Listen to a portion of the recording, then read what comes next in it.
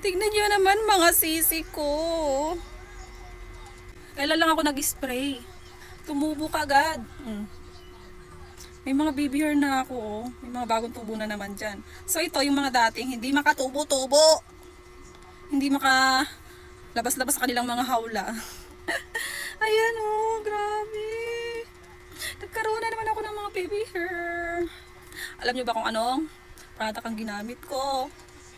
So, sa mga katulad kong napapanot na, ito ang inyong sagot sa inyong mga problema.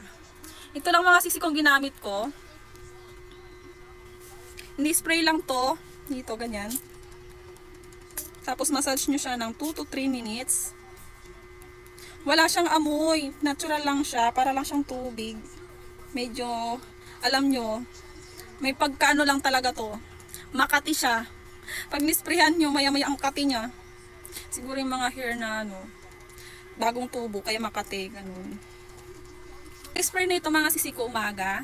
Kailangan, after maligo, kailangan tuyong-tuyo ang buhok natin. Then sa gabi, bago matulog. Isprayan din po natin. Kung saan yung mga parts na napapanot, kung saan yung mga parts na walang hair, doon po natin isprayan. Yeah. At meron din siyang iba't ibang scent na pampasmooth ng hair, pampashiny, nandyan sa ating yellow basket. Meron flavor lavender, meron cucumber ang flavor, meron strawberry, parang strawberry. Pero hindi ko pa na-try yun. Kasi ang gusto kong ma-achieve ngayon, yung aking noo na napapanot. So, yon, ito lang yon aking ginamit, mga sis, si Gronella. Oh, tumubo na siya. 1 week ko pa lang siyang ginagamit. Makikita nyo dyan, yung aking before.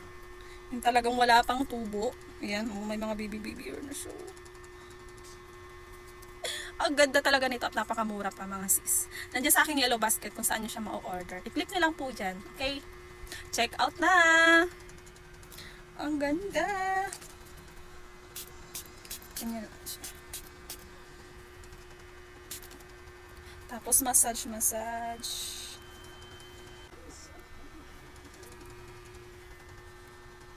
Check out na dyan.